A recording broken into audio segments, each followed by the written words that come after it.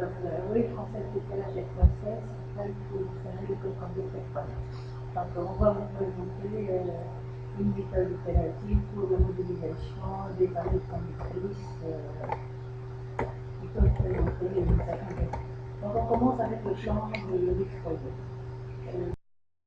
Du champ qui nous présente une méthode itérative, la formulation dans le système de coordonnées cylindriques et par la suite, nous vous présentons les applications.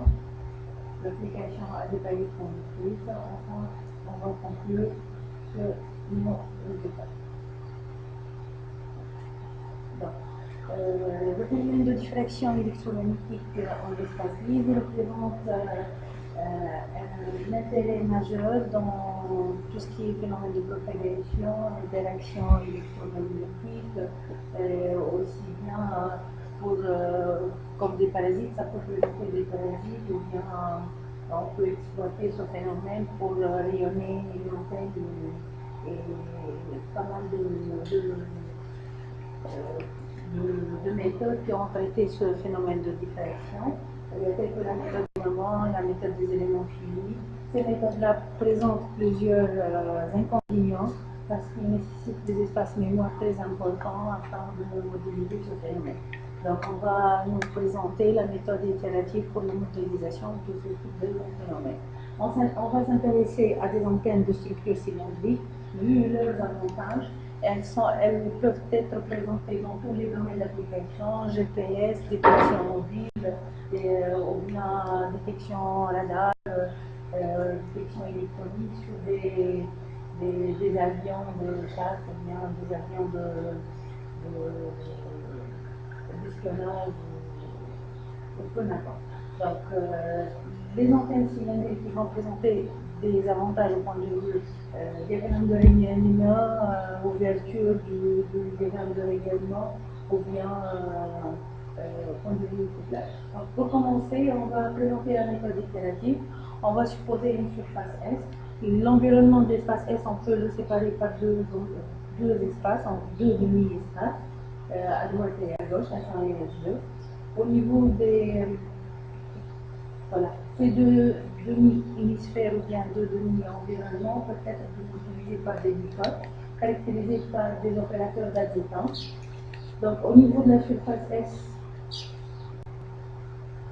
on va commencer par étudier les conditions de continuité. Ces conditions de continuité peuvent nous donner les expressions des champs et des courants.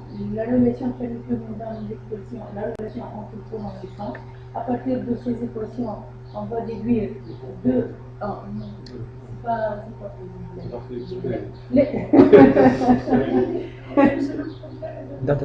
Le vidéoprojecteur fait un problème de résolution, donc ça me dépasse.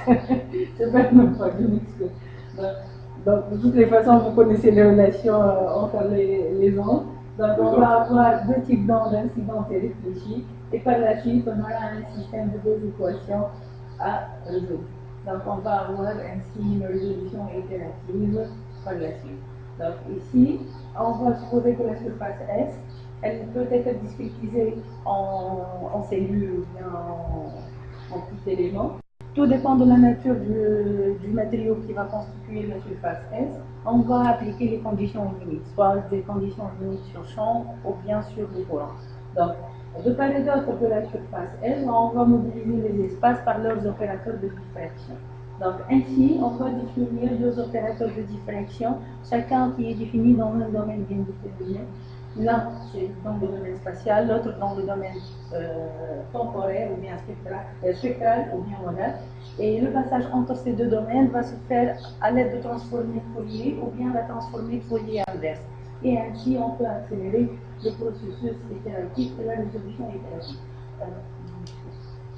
Je vous présente voilà, ici vous avez l'organigramme qu'on va suivre afin de faire la résolution itérative.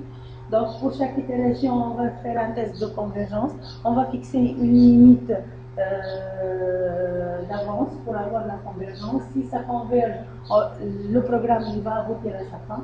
Si ça ne converge pas, on va procéder à une nouvelle résolution itérative.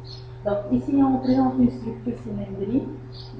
Ça peut être un câble coaxial, ça peut être deux points placés dans l'espace, n'importe comment, mais essentiellement on peut supposer que ces deux structures-là peuvent appartenir à des cylindres fictifs coaxiaux. Il suffit de tracer la normale commune et avoir les distances pour déterminer les rayons des cylindres. Entre les deux cylindres, on va avoir une matrice de passage ou bien un gamma passage. Au-delà des cylindres, on va avoir les opérateurs de diffraction extérieure et à l'intérieur, on va avoir des opérateurs de diffraction intérieure. Dans chaque domaine, on va avoir des fonctions de Bessel qui vont être correspondantes, soit des fonctions de Bessel d'ordre 2 ou bien d'ordre 1, tout dépend du domaine et tout dépend de la convergence du nombre. Donc, je vais essayer d'expliquer. Par la suite, dans cette structure cylindrique, on a testé la convergence du module du coefficient de réflexion en fonction du nombre de modes. Donc ici, on a supposé qu'on a une dépendance en R et en θ, et on n'a pas de dépendance en Z, et on a tracé l'opérateur de diffraction, le module de l'opérateur de diffraction gamma Mn à 1 pour différents modes. On a monté jusqu'à 256 modes. Ce qui est intéressant pour ces deux résultats de simulation, on a constaté que le résultat est symétrique. Vous voyez que la structure elle peut être divisée par 4, donc par conséquent, on peut réduire le domaine de modélisation par 4. Donc au lieu d'utiliser la totalité de l'opérateur de diffraction, on va utiliser le NK et on va faire la modélisation pour gagner du temps au niveau de la simulation et par la suite on peut déduire sur le reste puisqu'on a le même coefficient de réflexion gamma pour une fréquence de ici à 1 GHz. Ici vous avez A c'est le diamètre du cylindre intérieur, D c'est la distance, en fait c'est le deuxième cylindre, le rayon du deuxième cylindre, c'est le cylindre extérieur. Là, on présente la partie réelle du coefficient de diffraction interne ou bien externe, et la partie imaginaire, on constate que le module ne dépasse pas 1, donc ce qui va assurer la convergence de notre programme. Donc ici c'est pareil, on représente la partie réelle du coefficient gamma 1,2, c'est le coefficient de couplage entre les deux cylindres, la partie imaginaire, et par conséquent on constate que le module est toujours inférieur à 1, et par conséquent on va aboutir à une convergence plus rapide. Donc on va supposer qu'on a deux palettes conductrices placées sur un cylindre par exemple. On peut déterminer les ouvertures ou bien les dimensions des palettes. Aussi, le rayon de notre cylindre, ça nous permet de dimensionner les pentes. Donc, ici, on a un schéma électrique qui peut modéliser la structure.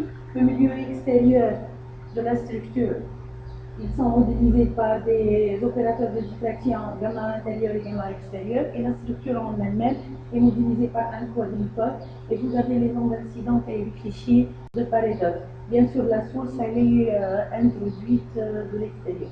Donc, on peut retirer la source une fois l'excitation est déjà faite.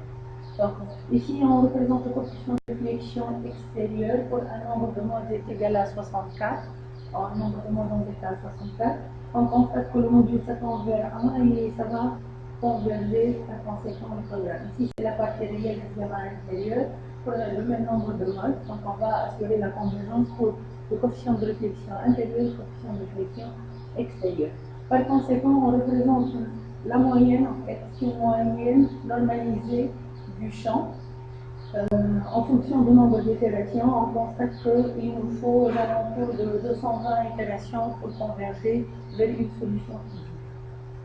Donc ici, on va représenter un champ normalisé pour des ouvertures allant de moins 155 jusqu'à moins 25 degrés et de 25 degrés jusqu'à 155 degrés. Le reste, c'est du métal. On constate qu'on a un champ différent de 0 au niveau du métal. Par contre, au niveau des éléments, on a un champ électrique qui est nul, ce qui vérifie la réalité physique en fait.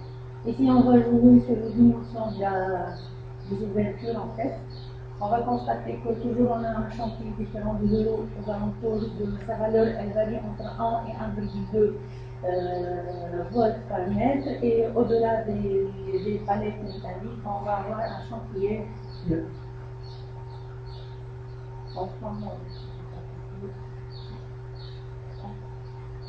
Donc, on a réussi à appliquer la méthode itérative dans le cas des palettes conductrices qui peuvent constituer une cavité. Ces palettes sont placées sur des structures cylindriques. La méthode itérative a prouvé depuis longtemps son efficacité dans le cas de diffraction électromagnétique et elle nous permet d'avoir des résultats à 3 dimensions. Sachant qu'ici, on n'a pas présenté la diffraction sur des patchs, mais c'est déjà fait et on a eu le résultat. Bon, il n'y a pas beaucoup d'originalité dans ce papier, je me permets de le dire, mais notre apport, c'est d'avoir en fait une nouvelle validation avec ceux qui font l'automatique et utilisent la modélisation en bande graphe. Donc l'originalité, c'est d'avoir ces résultats-là et d'essayer de combiner méthode itérative et bande graphe pour avoir plus de résultats et essayer de compliquer encore plus de structures pour aboutir à des résultats plus performants. Merci. Merci, madame.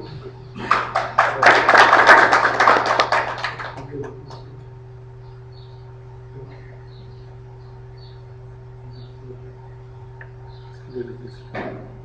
Voilà. Je prends juste, vous savez, on est pressé par le temps. Oui. Moi-même, j'ai essayé de faire vite. Voilà, non, mais très bien. Mais à la limite, j'enchaîne avec c'est que dans ce travail qu'on parle original, c'est déjà même la structure, oui, oui. etc. Mais c'est la même remarque que j'ai fait. Alors, c'est qu'au moins, il faut traiter, il faut physique des choses. Vous avez vos résultats, etc. Ils ne sont pas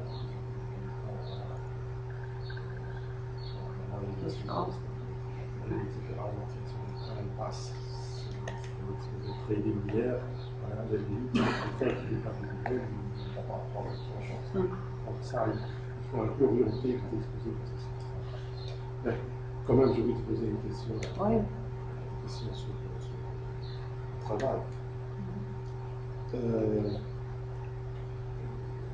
Vous avez étudié la convergence entre les dimensions. Vous avez forcément fait ça. Oui, la convergence. Voilà. Et par rapport au rayon. Oui, oui. Et qu'est-ce que vous avez fait? Normalement, ici, le nombre d'itérations, aussi bien la descriptisation de la structure, elle dépend des dimensions par rapport à la longueur d'onde. Donc, toujours, on essaie d'avoir au moins la dimension de la cellule, le 1/10 de la longueur d'onde. À une fréquence bien déterminée, bien sûr, qu'on travaille. Et par conséquent, on définit le nombre de modes correspondant. Ok? Oui. Non, mais pour la structure. Pour la structure totale, le nombre d'itérations, c'est ça? Si on pourrait aboutir. C'est-à-dire la convergence. Oui, on assure, de toutes les façons, avant de faire la simulation globale, on fait toujours un test de convergence. Tout dépend de la structure, de la forme, de la géométrie, des dimensions et tout ça. Donc, on ne fixe pas d'avance le nombre d'itérations. On essaie de faire un test de convergence et on ne peut fixer le nombre d'itérations qu'après ce test-là. Mais en général, lorsque les dimensions de la structure augmentent, le nombre d'itérations diminue. Lorsque les dimensions augmentent, le nombre d'itérations diminue. Même s'il y a un phénomène de résonance entre les deux. Mais si, lorsque les dimensions diminuent, la résonance elle augmente davantage de toute façon. Donc il faut augmenter davantage le nombre d'itérations. Pour nous, on électromagnétisme, c'est-à-dire de l'ordre de longueur d'onde. Oui. Bon, maintenant, si on est en optique, c'est 100 fois la longueur d'onde. C'est 100 fois la longueur d'onde, oui. Donc, c'est vrai, si tu es dans le domaine de l'optique, on va être. Ça va être. Pour nous, on reste toujours dans le cas de la diffraction. Donc, la diffraction, elle exige que les dimensions de l'objet de l'ordre de la longueur d'onde ou bien inférieure. Voilà, donc quand on est dans l'ordre de la longueur d'onde, en général, la ça va être un peu plus long, oui, c'est 200 itérations, c'est déjà. L'effet de résonance, l'effet de traction sur le point. Bien sûr, bien sûr. Aussi la forme de la structure à étudier. Par exemple, ici on a deux palettes de part et d'autre, ça crée comme une cavité et ça peut résonner à l'intérieur. Et on va avoir des rayonnements dans les zones là où il n'y en a pas du métal en fait. Exactement, ouais. De la résonance, plus des effets de banque. Bien sûr. Et nous, c'est ça ce qu'on veut dégager d'une recherche. C'est quels sont les nombres de la convergence en longueur d'onde, etc. C'est des petits chiffres comme ça. Oui. Bah, parce que, bon, peut-être on a orienté un peu l'exposé un peu technique, parce que les gens, ils sont des techniciens ici, des ingénieurs et tout ça. Lorsqu'on parle de la diffraction, oui, la diffraction, ça ferait un peu les gens qui font l'électronique, en fait. Ça touche plus les gens qui font de la physique,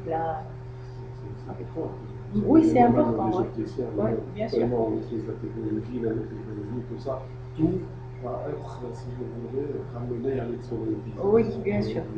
Ça converge. Bon, on discutera. Inch'Allah. Allez, je vous remercie. Merci.